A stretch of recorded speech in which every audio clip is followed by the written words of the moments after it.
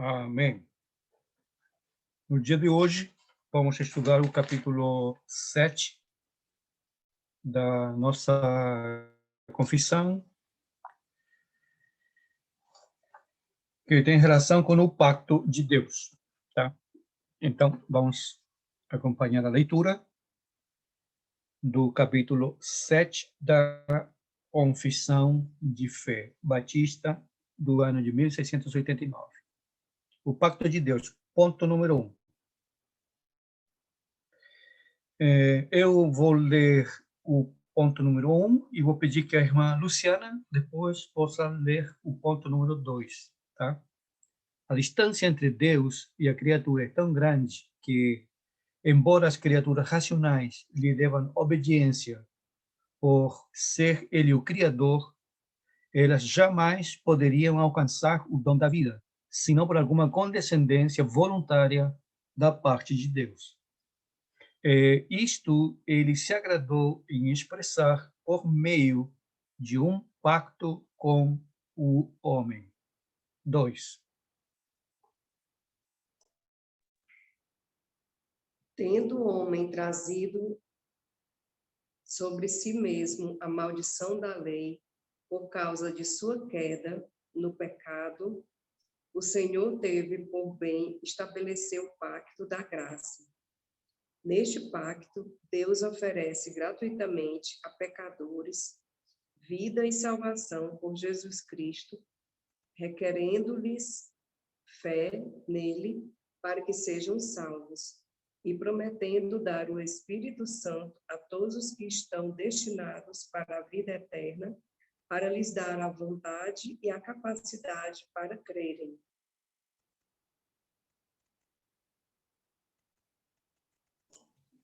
Obrigado. Rivelino, você pode abrir a palavra aí e vou pedir em Gênesis 2:17. Gênesis 2:17. Antônio, o irmão Antônio, em Gálatas, capítulo 3, versículo 10. Gálatas 3:10. Irmão Jorge, vou abrir aí em Romanos 3:20 e 21. A irmã Adriana, Romanos 8:3. Romanos, capítulo 8, versículo 3. E vou pedir que a irmã Micheline possa ler aí em Ezequiel 36, 26 e 27.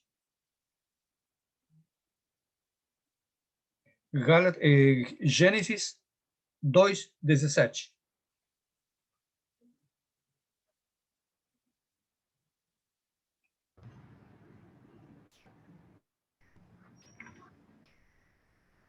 Mas não comam da árvore do conhecimento do bem e do mal, porque no dia em que dela comer, certamente você morrerá. Obrigado. Gálatas 3:10. Todos aqueles, pois, que são das obras da lei, estão debaixo da maldição. Porque está escrito: maldito todo aquele que não permanecer em todas as coisas que estão escritas no livro da lei, para fazê-las. Obrigado. Amém. Romanos 3:20 e 21. Visto que ninguém será justificado diante dele por obras da lei, em razão de que pela lei vem o pleno conhecimento do pecado, mas agora, sem lei, se manifestou a justiça de Deus, testemunhada pela lei e pelos profetas. Muito bem, obrigado. Ezequiel 36, 26 e 27.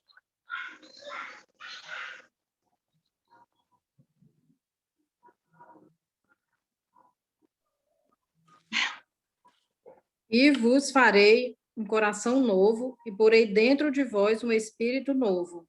E tirarei o coração de pedra da vossa carne, e vos darei um coração de carne. E porei dentro de vós o meu espírito, e farei que andeis nos meus estatutos, e guardareis os meus juízos e os observeis. Obrigado, irmã Micheline. O primeiro ponto, então, da nossa confissão diz assim: a distância entre Deus e a criatura é tão grande, né, que, embora que as criaturas racionais lhe devam obediência por ser Deus o Criador, elas jamais poderiam alcançar o dom da vida, senão por alguma condescendência voluntária da parte de Deus. É isto ele se agradou em expressar por meio de um pacto com o homem. O que é um pacto?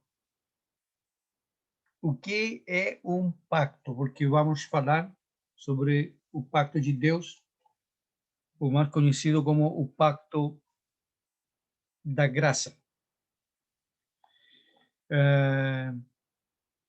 O pacto, ele é uma aliança, é um acordo, um contrato entre duas partes, tá?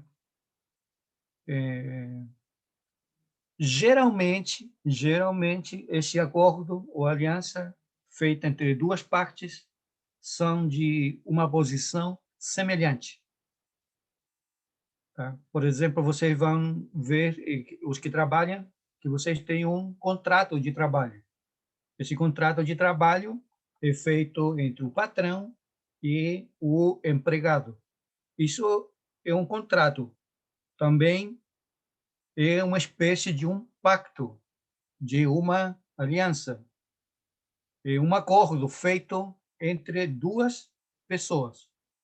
Geralmente, às vezes, esse acordo é em pessoas que têm o mesmo status, mas não sempre é assim, como é o caso de Deus e o homem, já que Deus não é semelhante do mesmo jeito que o homem. Deus é santo, superior, o homem é inferior. Num pacto, geralmente, tá, ele é confirmado por uma cerimônia solene. Geralmente, isso termina com uma assinatura ou com um selo, um carimbo. Tá? Num pacto, as duas pessoas que fazem o pacto, elas se comprometem a cumprir certos deveres, certas obrigações, certas responsabilidades. Nesse acordo tem promessas e também encontramos punições caso esse pacto seja quebrantado. O primeiro pacto que nós encontramos nas Escrituras, ele é chamado de o pacto de obras, tá? Anote aí, o pacto de obras. O pacto de obras foi um pacto feito entre Deus e Adão, o primeiro homem. O modelo que Deus utilizou, porque você não vai ver no livro de Gênesis, ali quando Deus fez Adão e Eva, você não vai encontrar que Deus fez um pacto ali com Adão e Eva escrito, você não vai ver. Mas você vai encontrar todos os elementos de um pacto. E no livro de Oséias, você vai ler lá dizendo que Israel quebrantou o pacto do mesmo jeito que Adão. Então, o primeiro pacto que Deus fez, tá, foi chamado o pacto de obras. Neste pacto, temos Deus, que reflete neste pacto a bondade e a misericórdia do rei. E neste pacto nós temos promessas e neste pacto nós temos punições. Esse é o chamado primeiro pacto com Adão, é chamado pacto de obras. De obras, por quê? Por que é chamado na teologia o pacto de obras? É chamado assim porque se Adão tivesse obedecido o mandamento que Deus lhe deu, ele teria sido confirmado no estado no qual ele foi criado, que foi de justiça e retidão original. Ele teria passado desse estado no qual ele foi criado, de justiça e retidão original, santidade, e ele teria sido confirmado imediatamente. E aí, nós teríamos passado a viver o que a irmã Luciana perguntou alguns sábados atrás.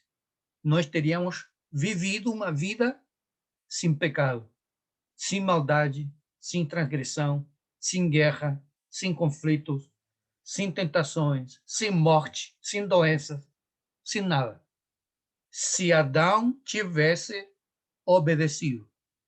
Esse pacto de obras, Deus soberanamente chamou o homem e o colocou num jardim e disse: tu podes comer de tudo,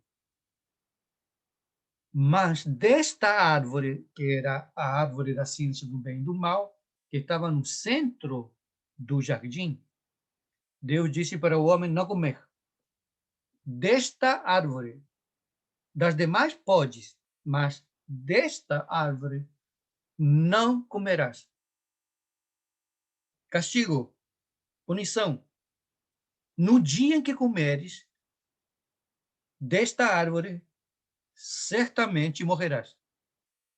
Está a punição e a promessa ao mesmo tempo. Qual é a promessa? Ainda que não é falada, ela está implícita. Em que sentido está implícita? Que se Adão ele não tivesse comido daquela árvore, ele teria alcançado a vida. Então Deus ele frisou o castigo, a punição. De todas as árvores poderás comer. Desta não comerás, porque no dia que comeres, morrerás. Se ele não comia, viveria para sempre. E nós já sabemos o que aconteceu. Adão desobedeceu, quebrantou o pacto de obras. Ele caiu. Ele tinha que ser provado por Deus. Adão também tinha que provar que ele, por vontade própria, queria servir Deus. E Deus provou a obediência de Adão. E ele caiu. Caiu Adão, caímos todos pela desobediência de um homem, disse o apóstolo Paulo. A morte, as consequências passaram para todos. Por que isso? Porque nesse pacto de obras feito entre Deus e Adão, Adão figura como o representante federal de toda a humanidade. Assim como hoje, por exemplo, nós falamos assim, o Brasil assinou um contrato com a Alemanha. Todo brasileiro assinou esse contrato? Não. O povo brasileiro tem um representante legal. E esse representante legal, quem é? É o presidente. É o presidente da República, seja lá quem for que está na cadeira presidencial. O presidente é o representante federal da nação. Como também quando às vezes se diz assim, o Brasil foi à guerra, ou declarou a guerra. Quem declarou a guerra foi o presidente. Mas como ele é o representante da nação, involucra todos. Todos. Adão era o representante federal de toda a humanidade. Caiu ele, caiu Adão, caíram todos. Calvino, sabiamente diz assim: no dia que Adão caiu, ele estava agarrado da árvore da vida, com suas mãos, sua alma, ele estava agarrado dessa árvore. E das pernas dele estava agarrada toda a humanidade. No dia que Adão caiu, ele quebrou o galho. Ele quebrou o galho na qual ele estava agarrado. Caiu ele, caíram todos. O pecado passou a toda a humanidade. De tal forma que com esta tragédia que nós vimos no capítulo anterior, sobre o pecado, a consequência do pecado e a sua punição, nós podemos entender que o homem, depois que ele caiu em pecado, em transgressão, ele não pode mais ser salvo por meio das obras. No princípio, ele podia, no pacto de obras. Mas o homem errou, o homem pecou, o homem falhou. Falhou e as consequências vieram para todos. Então, como o homem depois não pode mais ser salvo por meio das obras, só Adão que podia e Eva, antes da queda, serem salvos pelas obras. Eles precisavam somente prestar obediência a Deus e eles seriam confirmados.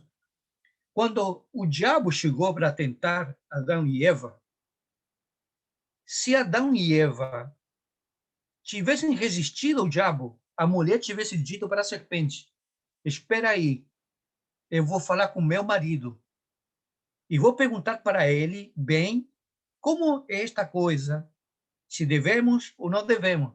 Pelo menos ela deveria ter feito aquilo. Por outro lado, Adão deveria ter estado do lado dela para tê-la orientado. Mas isso não aconteceu. A mulher comeu o marido. Os dois caíram. E a Bíblia diz que eles sentiram vergonha. E os olhos se abriram e perceberam que estavam nus. Tiveram vergonha, tiveram medo de Deus. Essas sempre serão as consequências do pecado. O pecado nos ilude, fazendo-nos crer que seremos felizes, que vamos alcançar a felicidade, que vamos ter a alegria real. Mas é uma ilusão. Isso nunca chega. Em vez disso, se produz vergonha, medo. Qual é o bandido que você vê na televisão quando ele é capturado, quando ele é preso? Ele ainda, a não ser que seja um caso raro, que seja muito cara de pau, mas geralmente o pecado, quando o pecador, um bandido, ele é preso pela polícia, ele não anda com a cabeça baixa. Ele não quer mostrar o rosto, porque sente vergonha. Essas são as consequências do pecado de Adão e Eva, e são as consequências do pecado quando nós conscientemente pecamos contra Deus. E eles foram expulsados do paraíso. Perderam a liberdade, perderam a comunhão com Deus, perderam a paz, perderam a vida, perderam a possibilidade de ter abençoado toda a terra. E porque se eles tivessem obedecido, esse jardim, o jardim do Éden, que era uma área, não sabemos de quantas medidas, esse jardim, quando ele tivesse obedecido a Deus na primeira tentação, esse jardim teria se ampliado para toda a esfera da Terra. Ou seja, todo o planeta Terra teria se convertido no paraíso. Toda a Terra. Não teríamos guerra entre leões, não teríamos disputa entre animais. O pecado, ele é tão medonho, ele é tão trágico, Ele é tão cruel, o pecado, que até atingiu o reino animal. Você vê brigas nos animais. Você vê morte nos animais. Você vê violência entre os animais. E quando nós lemos lá no livro de Isaías, diz que na restauração futura do reino de Deus, o leão comerá palha, o menino brincará com a serpente.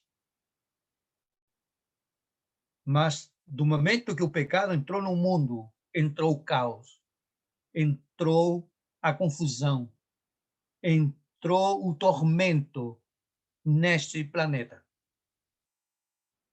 E o homem agora, por mais que ele queira voltar para Deus por meio das obras, não pode. Agora, para que o homem possa ter comunhão com Deus, o homem precisa de um intercessor ou um intermediário. Não podemos ir para Deus diretamente. Eu posso ir diretamente com Deus. Eu preciso de um ajudador, de um intercessor. Então, já que o homem falhou no primeiro pacto, Deus, que é o que nós temos no ponto número 2,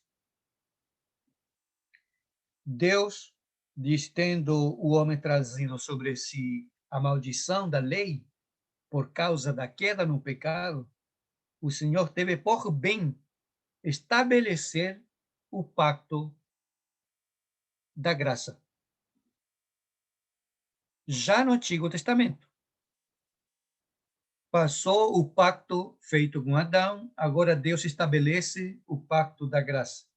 Em que consiste este pacto, esta aliança? Neste pacto, Deus oferece gratuitamente a pecadores vida e salvação por Jesus Cristo, exigindo ou requerendo-lhes fé nele para que sejam salvos, e prometendo dar o Espírito Santo a todos aqueles que estão destinados para a vida eterna, para lhes dar a vontade e a capacidade para crer. Este pacto da graça foi feito entre quais são as partes? Deus. Mas em Deus nós temos a Trindade. Nesse pacto de graça participou a Trindade, o Pai, o Filho e o Espírito Santo. O Pai figura como o criador do plano de salvação. Ele foi quem projetou a salvação do homem. O Filho de Deus figura como mediador e o executor do plano de salvação. E o Espírito Santo figura como aquele que revela a Cristo e aquele que aplica o plano de salvação ao coração dos pecadores redimidos. Aí temos uma parte, né? Sempre é importante lembrar, é muito importante lembrar que quando nós falamos neste pacto de graça, a primeira coisa que nos mostra o pacto é a bondade de Deus. A bondade de Deus. Nos mostra também que nós somos indignos, que nós não merecemos nada, que nós poderíamos ter sido condenados por Deus, como muitos foram condenados. Deus poderia ter aniquilado a raça humana. Deus poderia ter feito a mesma coisa que fez com os demônios. Mas não foi assim. Deus decidiu salvar. Então, temos de um lado o pacto da graça, onde participa a Trindade. A estrutura é mais ou menos a mesma de qualquer outro pacto. Do outro lado, estão todos aqueles que vão ser salvos. Deus, a Trindade, faz este pacto com seu povo escolhido. Quais são as promessas? A promessa é que todo aquele que crer em Cristo será salvo. Nós temos a semente. Vou pedir que Revelino possa ler esse texto. Gênesis 3:15. Nós temos aí a semente deste pacto de graça. Revelino pode dar leitura aí. Gênesis 3:15.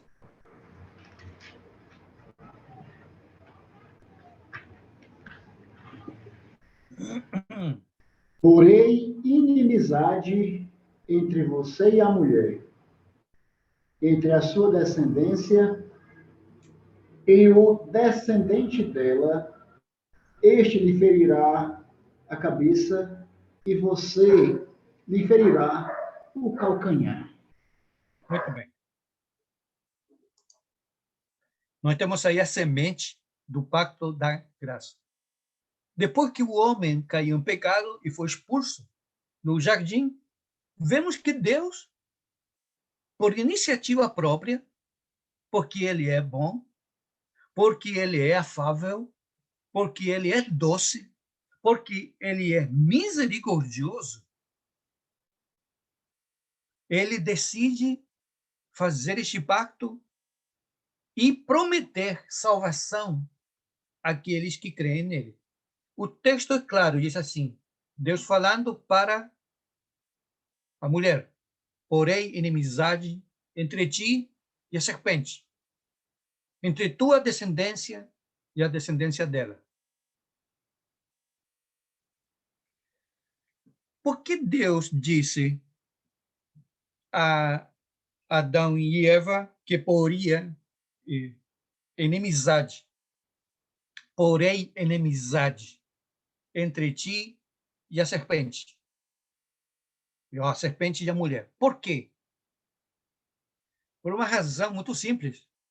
Quando o homem caiu em pecado e em transgressão, o homem se fez um. Se fez um com o diabo. O homem rompeu a amizade com Deus e fez amizade com o diabo. Por isso que Deus disse aí, porém, inimizade. Vou separá-los. Da raça humana, vamos ter dois grupos de pessoas. Os que temem a Deus e os que não temem a Deus. Neste pacto de graça, Deus oferece para todo aquele que crê nele e lhe obedece, oferece salvação e vida eterna. Deus promete enviar um Salvador. Porque quando diz, né, este te ferirá na cabeça e tu lhe ferirás, e este te ferirá o calcanhar, ele está falando daquilo que iria acontecer na cruz. Porque na cruz do Calvário, Jesus literalmente pisou na cabeça da serpente. Ainda que ele foi ferido pelo maligno, pela serpente, pela antiga serpente. Então, neste pacto de graça, Deus oferece seu Filho como mediador. E Jesus, ele vai fazer três coisas neste pacto de graça. Ele nos é prometido neste pacto que Jesus, ele vai se encarnar. Jesus vai vir, vai cumprir a lei no lugar dos escolhidos. E ele vai expiar o pecado. De fato, quando Jesus veio ao mundo, ele, diz a palavra, diz João, né, Revelino, o verbo, escute bem, hein?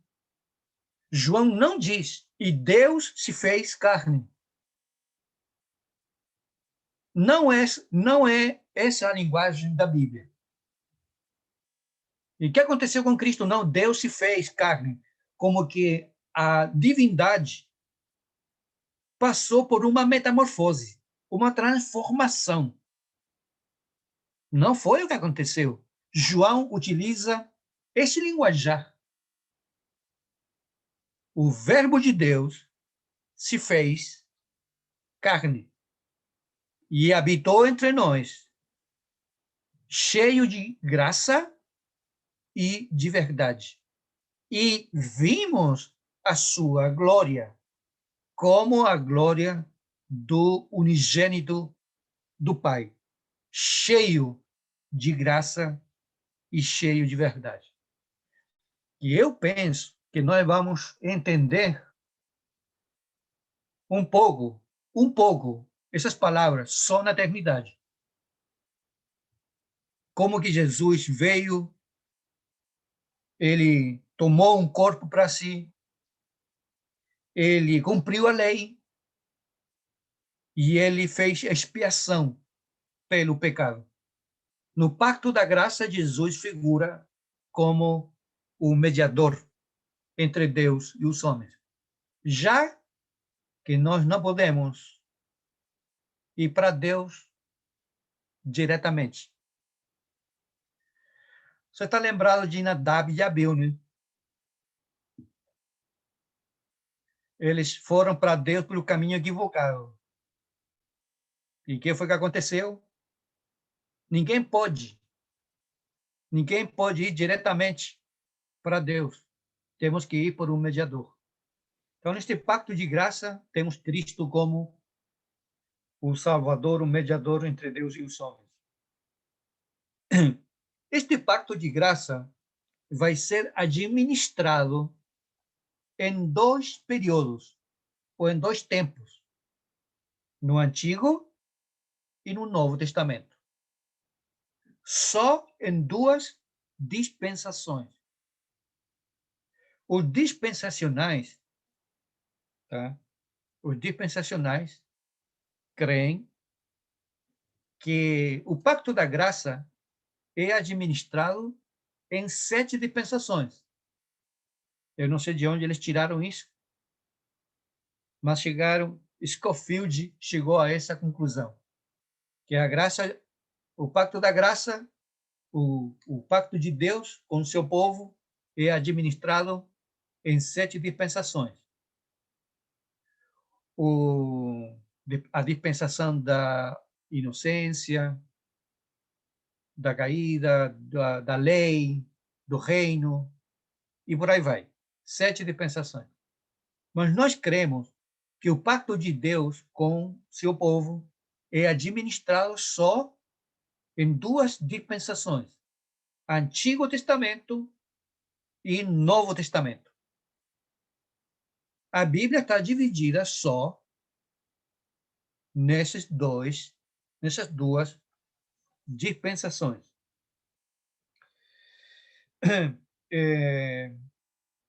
Jesus aparece, então, como o contratante, como o executor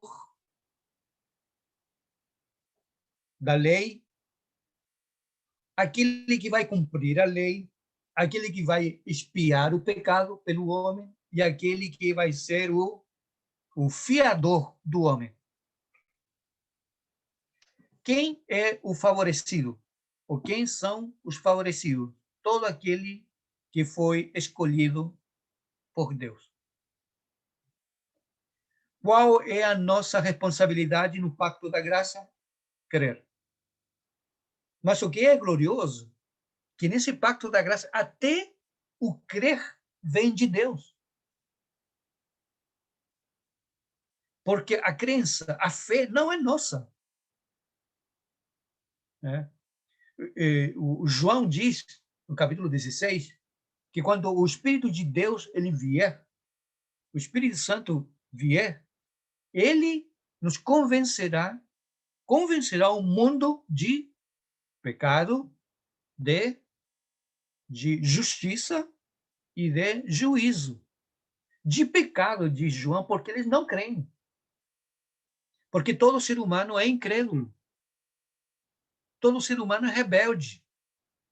Então, quando nós cremos em Cristo e só nele colocamos a nossa confiança, essa é uma obra do Espírito de Deus. Porque nós confiamos somente em Cristo. Creemos que Cristo somente é a providência de Deus para nós. Em Cristo nós temos a salvação. Em Cristo nós temos a esperança.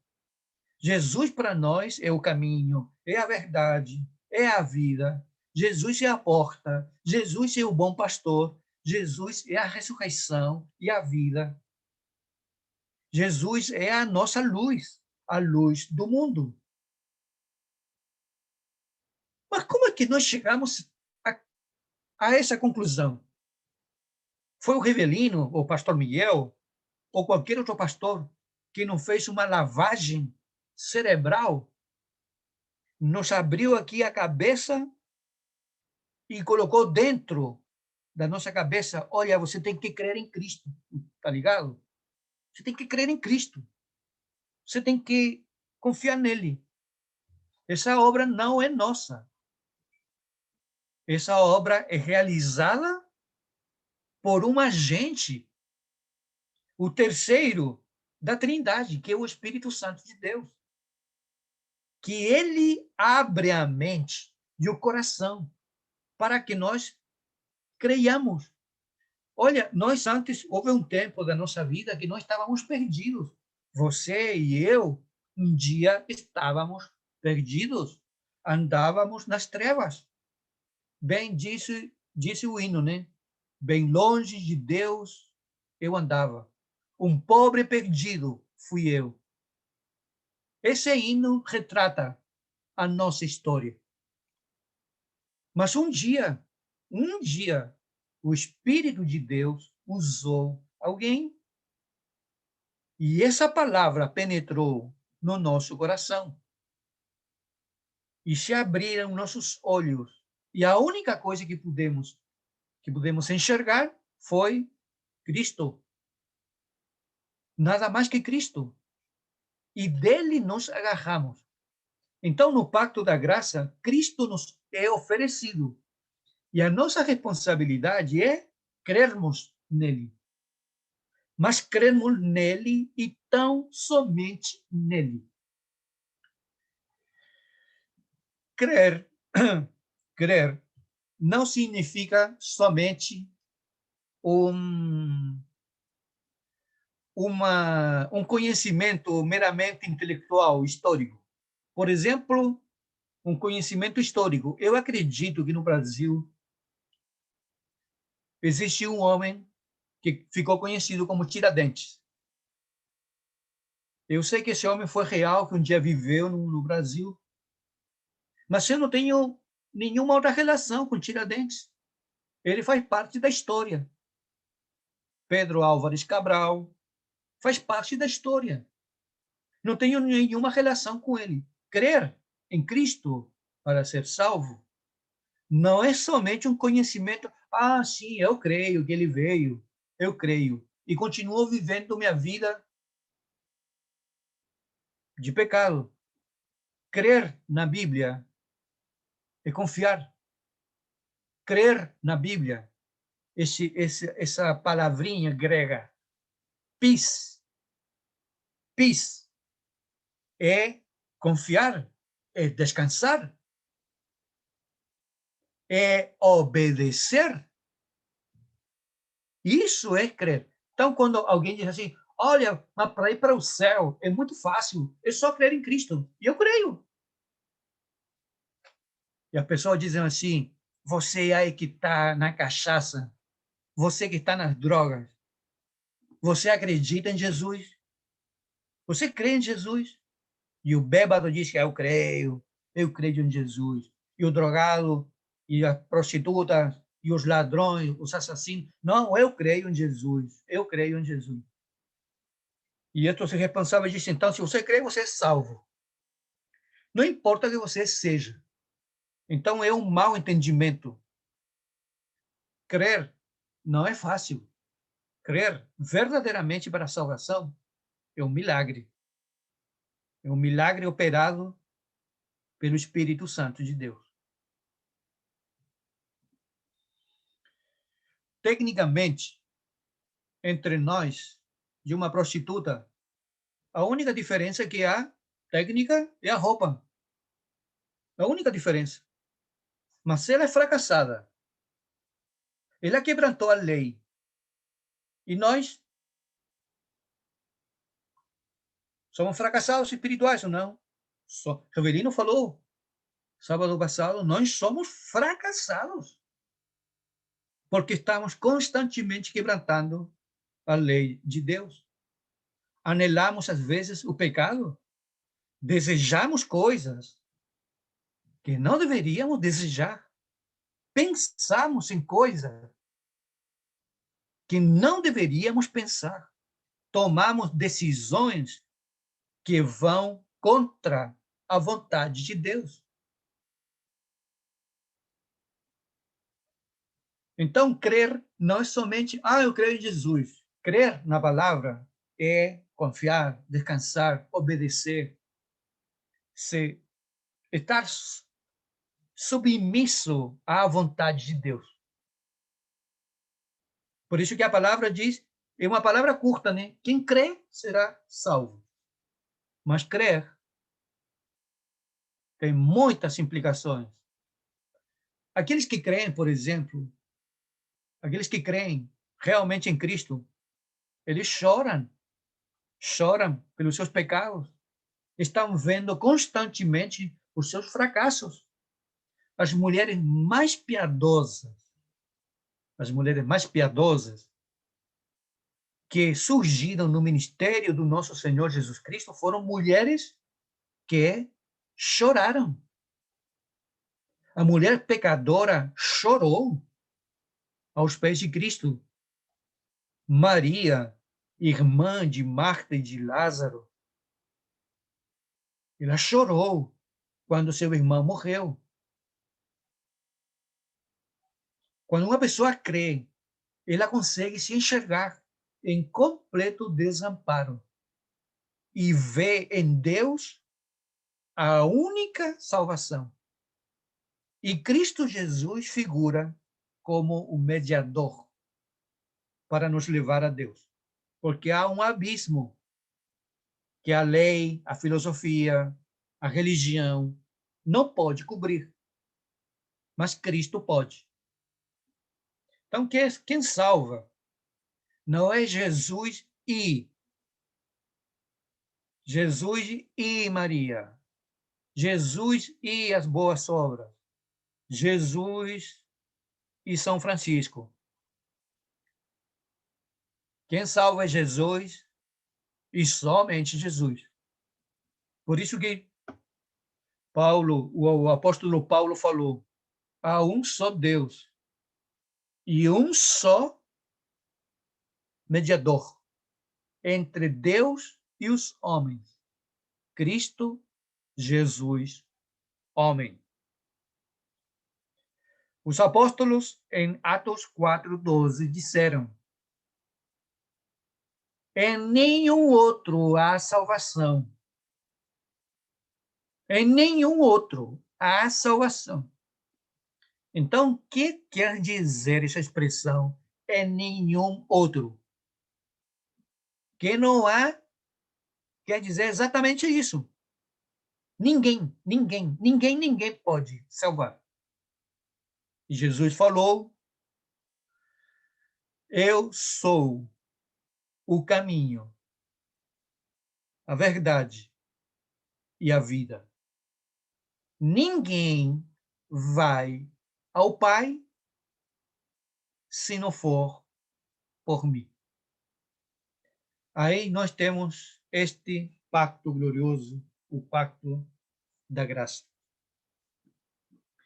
Este pacto da graça, nós veremos, este pacto da graça é um só.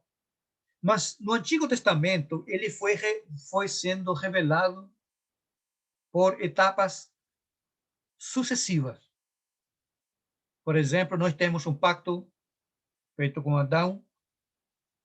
Depois nós temos um pacto feito entre Deus e Abraão. Perdão, temos primeiro antes de Abraão, o pacto de Deus com Noé, tá? Onde nesse pacto Deus garante, Deus dá garantias da estabilidade da existência do planeta até que ele volte. Porque disse Deus, o arco-íris estará ali e será a prova de que esta terra nunca mais será destruída com água. A terra vai ser destruída com fogo, mas não com água. Temos o pacto de Deus com Noé, depois temos o pacto de Deus com Abraão, onde ali nós vemos que esse pacto que Deus fez com Abraão tem duas vertentes. De um lado nasce o povo judeu, e a este povo judeu é prometida terra.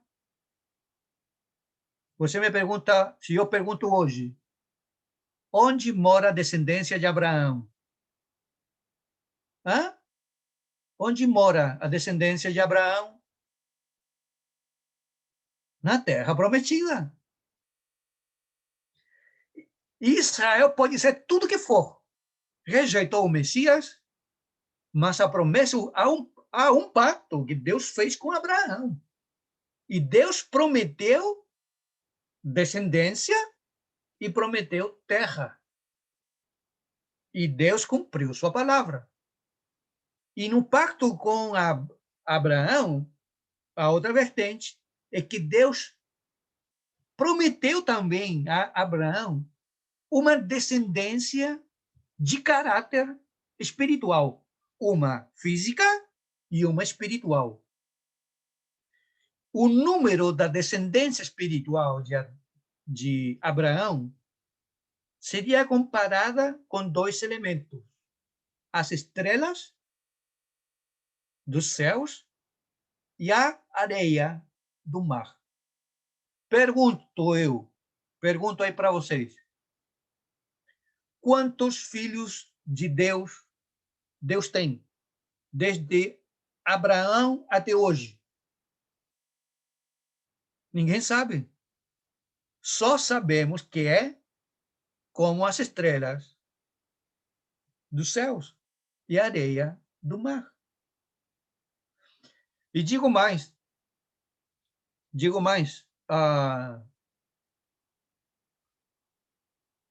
ele é tão glorioso isso aqui, que quando a Bíblia focaliza o inferno, a Bíblia não dá números, não é verdade? A Bíblia não dá números com relação ao inferno. Mas quando se abre uma janela para ver o que acontece na glória, diz a palavra, vi milhões de milhões de milhões na presença de Deus, cantando um cântico novo. Aí temos o pacto que Deus fez com Abraão. Queria aqui abrir um parênteses, tá? E dizer o seguinte: os palestinos podem querer erradicar, e os árabes, a Israel, daquela terra onde eles estão. Os judeus vão estar presentes no mundo até a volta de Cristo. E o apóstolo Paulo vai falar, em sua carta aos Romanos, capítulo 10 e 11, que apesar que Israel físico foi rejeitado como povo de Deus, pelo fato de eles terem rejeitado o Messias, contudo, isso, Deus não os aniquilou. Há um remanente. Há um remanente para os judeus. Não creio que Israel, toda a nação de Israel, um dia vai ser crente. A nação, o povo, a nação de Israel, como um todo, como povo, é um povo tão incrédulo como a Espanha e como o Japão, qualquer outra nação. Mas também entre aqueles judeus, há judeus eleitos que vão ser salvos. Pastor, eu que a Bíblia diz, né? João diz, eu vi da nação de Israel 144 mil, ou seja, por ser ali uma nação, é contável, mas no restante, milhões e milhões. Exatamente. Então, no pacto de Abraão, que Deus fez com Abraão, Deus deu promessas espirituais e promessas materiais. Deus cumpriu e vai cumpri-las. As promessas materiais é a terra, é a descendência. Isso nós temos. E a promessa espiritual que Deus deu a Abraão seria o nascimento de um filho. Deus lhe daria um filho, que foi Isaac, que é uma figura do filho unigênito do pai. E tudo que ia acontecer com Isaac, vocês lembram que ele ia ser sacrificado, né? Porque era uma figura. Isaac é uma figura do nosso Senhor, uma sombra do nosso Senhor Jesus Cristo. Mas na frente, Deus, o pacto ele vai se... O pacto que é um só, que ele vai... Adão, Noé, Abraão. Depois encontramos mais na frente outro pacto que Deus fez. O pacto com Moisés. Confirmando este pacto da graça. Tá? Já era um pacto de caráter nacional. O povo de Deus e a nação de Israel se tornaram uma só coisa. Deus lhes deu uma lei. Uma lei que, apesar de tudo, o homem não pode ser salvo por meio dela. A lei foi dada com 3 propósitos no pacto de Deus com Moisés. A lei revela o caráter de Deus. A lei nos mostra a pecaminosidade do coração humano. E a lei a lei foi dada para nos conduzir a Cristo. O Antigo Testamento, ele é muito importante para que nós possamos entender o plano de salvação. Não é correto dizer que não nos interessa o Antigo Testamento, que só nos interessa o Novo Testamento. Porque o Antigo Testamento está completamente passado de moda. Isso é completamente errado. O Antigo Testamento, ele é o complemento do Novo. E o Novo é um complemento do Antigo. Não existe evangelho sem o Antigo Testamento. Porque ali nós encontramos como a graça de Deus vai se mostrando cada vez mais clara. Mais na frente, nós encontramos outro pacto. Já temos o pacto com Adão, o pacto de obras. Depois temos o pacto com Noé. Depois temos que garantiu a estabilidade neste planeta. Depois temos o pacto com Abraão, bênçãos espirituais e materiais. Depois temos o pacto com Moisés. E depois temos, no Antigo Testamento, o pacto de Deus com Davi, que é já a parte mais elevada do pacto da graça no Antigo Testamento, onde se nos mostra claramente a natureza do reino de Deus na vinda do Messias. Porque Jesus, seu reino, seria semelhante ao reino de Davi. O reino seria, por exemplo, a Davi, o que é prometido no pacto que Deus fez com Davi, que foi que Deus prometeu?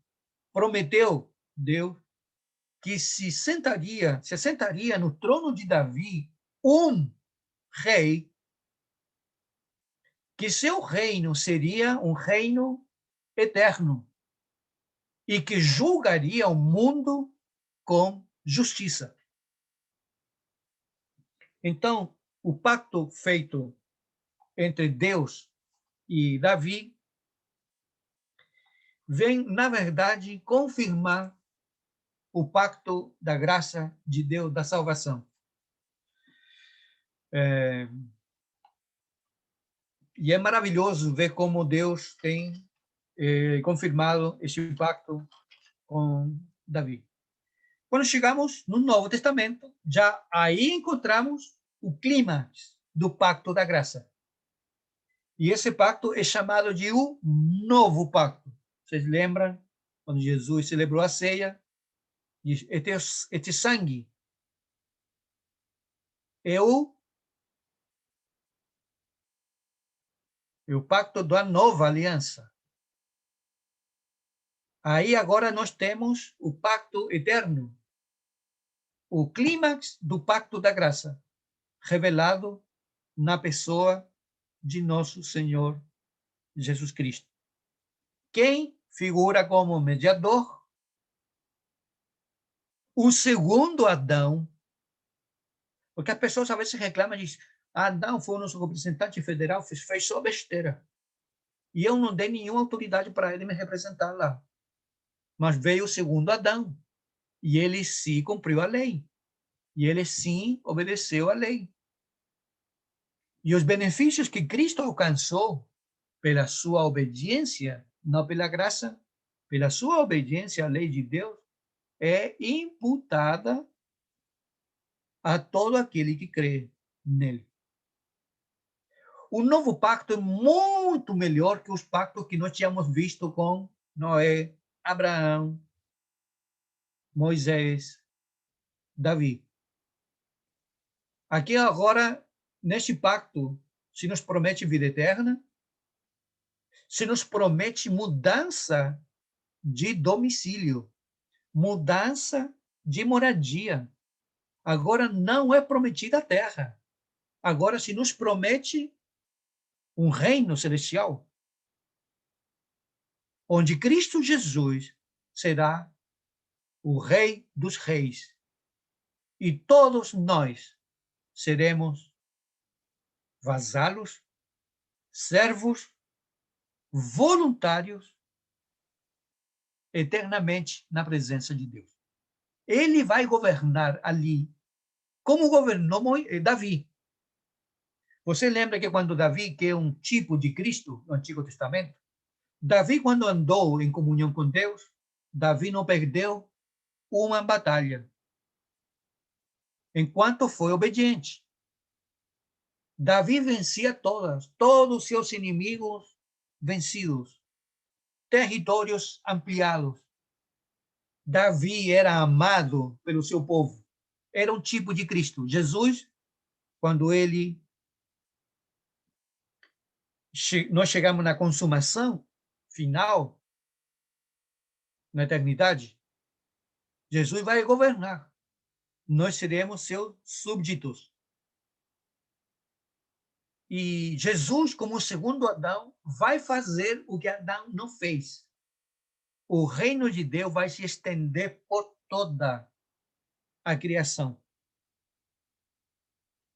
Já não teremos mais medo de que o diabo possa nos tentar, cairmos em pecado, em transgressão.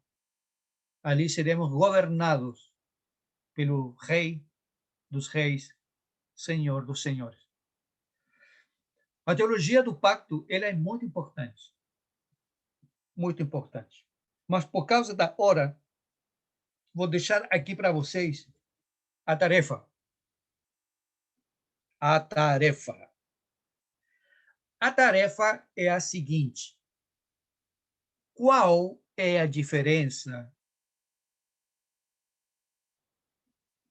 do pacto de Deus, do pacto da graça de Deus, entre batistas e presbiterianos?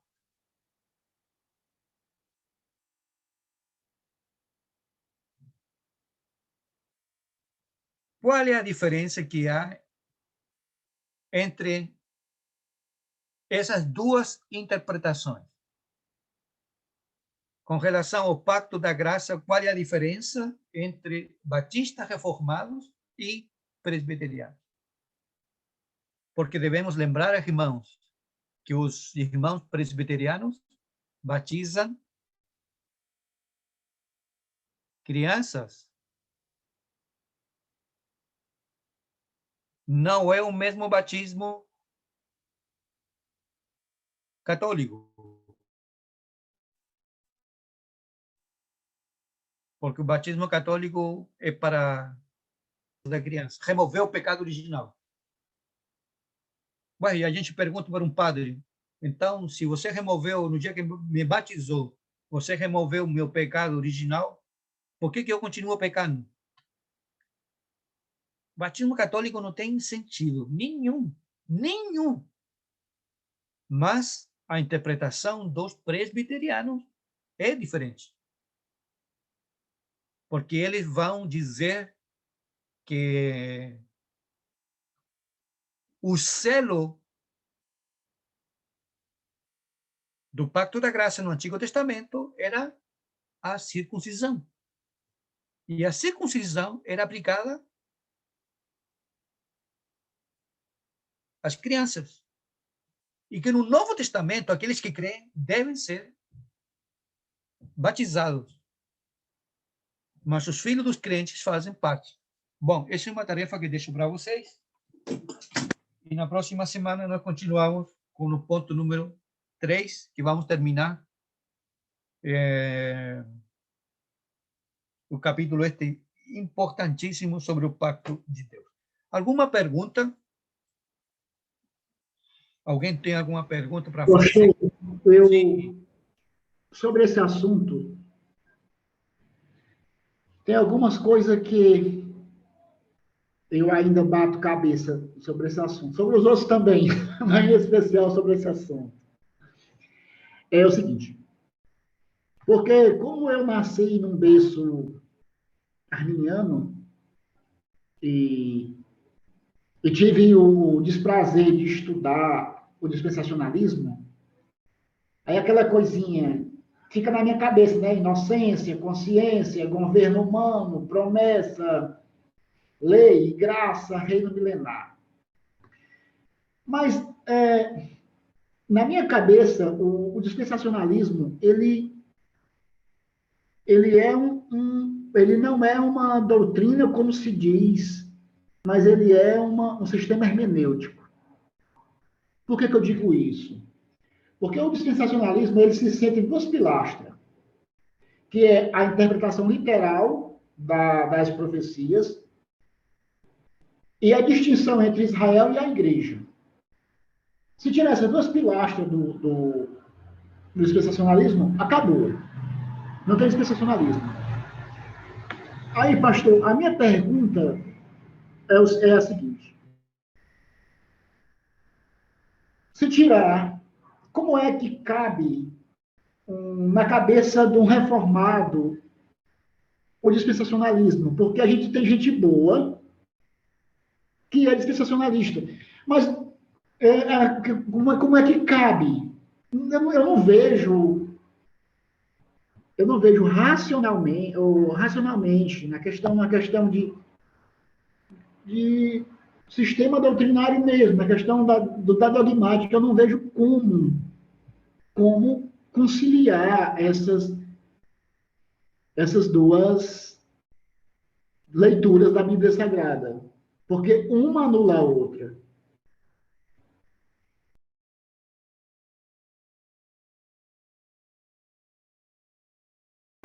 Você tem toda a razão. O dispensacionalismo, para quem não sabe, é uma doutrina muito defendida pelos arminianos, mas especificamente, para ser um pouquinho mais claro, o dispensacionalismo é uma doutrina muito defendida pelas igrejas de influência pentecostal. E que ensina, entre outras coisas, por exemplo, fala muito no arrebatamento. Não sei se você ouviu já, em que Jesus pode vir hoje e pode arrebatar a sua igreja e levá-la para o céu, e com ela vai estar 7 anos. E aqui embaixo vai estar assumir o controle do mundo o anticristo, que vai governar o mundo durante 7 anos.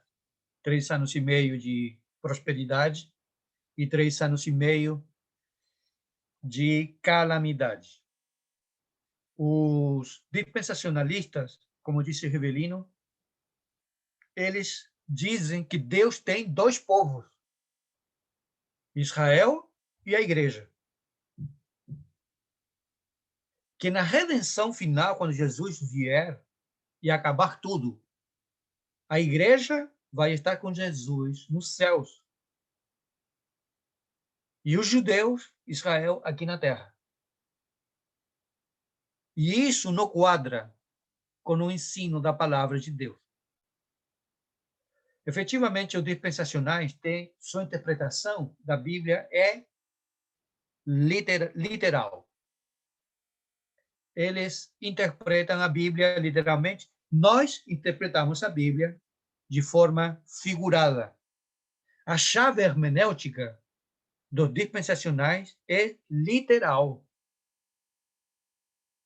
Então, quando a Bíblia diz porque os mansos herdarão a terra, ele diz que aqui neste mundo vai ter gente que vai habitar para sempre. E esse povo vai ser o povo judeu. E a outra, como falou Rivellino, esta diferença marcada que faz entre Israel e a igreja. Por exemplo, agora, eu tenho ouvido pessoas dizendo que eu amo Israel. Eu oro todos os dias por Israel. Israel é o relógio de Deus.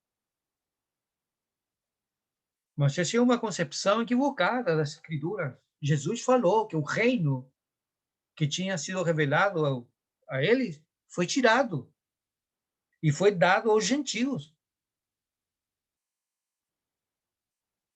Naquela parábola dos lavradores maus, Jesus falou claramente: o reino será retirado e dado a um povo que dê fruto. Esse povo é a igreja. Então, em termos gerais, eu pergunto para qualquer pessoa, para qualquer crente, que talvez tenha lido a Bíblia, mas nunca estudou teologia, nunca foi num seminário. A gente pergunta: irmã, queria fazer uma pergunta. Quantos povos tem Deus? Quantos povos tem Deus? O crente mais simples vai dizer o quê? Deus tem só um povo. Só um povo. E na redenção final, onde vamos habitar? Onde vamos morar? Qual é a resposta? No céu. No céu. Agora, se o céu vai ser lá ou aqui, não sei. Mas vamos habitar todos juntos. Porque todos juntos seremos um só rebanho e um só pastor. A questão é como que gente reformada, ou que professa a teologia reformada, é dispensacional. Me refiro especificamente ao nobríssimo, excelente e maravilhoso pastor John MacArthur. J.C. Ryle era dispensacional. Como é possível? Meu irmão. Isso mostra que parece ser que a maioria dos teólogos, às vezes, tem uma falha. Pastor Miguel. Em algum ponto. Sim, só um minutinho, irmão Jorge. Por exemplo, John Stott, que é considerado um dos melhores comentaristas, não acreditava no inferno. Irmão Jorge. Qual é a diferença, pastor Miguel, do dispensacionalismo para o dispensacionalismo progressista?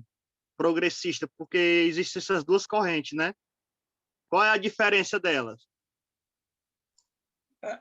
Essa é uma pergunta que não é para achar graça, né? Não é para achar graça, mas é um prato é uma macarronada. Por quê? Porque existe uma enorme quantidade de vertentes que eu, particularmente, não sei definir. Tá? Tem os preteristas, os futuristas, tem... Nem eles Os clássicos, conseguem... os históricos, os progressistas. Você pergunta quantas para um dispensacional? Irmão, quantas vindas de Jesus vamos ter finalmente? Ele vai dizer 2, né? E estaria certo. Mas na prática, eles ensinam 3. Né? Quantas ressurreições nós vamos ter? 4, 5, 6, 7, 8, 9, 10. É uma salada de coisas. Né? E eu, particularmente, eu tenho me... Além do mais, por exemplo, porque do dispensacionalismo, tem o dispensacionalismo, o que eles chamam de dispensacionalismo clássico para o atual. E, na verdade, é a mesma coisa. É a mesma coisa. Não há diferença nenhuma. A diferença está entre eles que não ficam de acordo. Então, e o dispensacionalismo é uma teoria, porque isso que é uma teoria, e é a teoria mais improvável de acontecer sobre a vinda de Jesus. É a mais doida. É a teoria mais doida das 3 interpretações que nós temos. Mas só sem deixar o irmão Jorge sem resposta, irmão Jorge, a diferença vai estar na fonte da teoria. Se foi dos irmãos Pellman, ou de Margaret MacDonald, ou do Darby, né? Ou então, Darby. Nelson Darby, ou então se veio direto da Margaret MacDonald, que foi que teve a revelação. É só questão de fonte. Só isso, mas no final da coisa é a mesma coisa. E o dispensacionalismo é recente, né?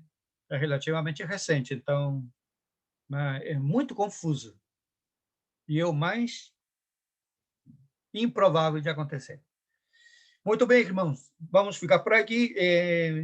Na próxima semana, vocês vão responder, então, qual é a diferença entre pentecostais, digo, entre presbiterianos e batistas com relação ao Pacto da Graça.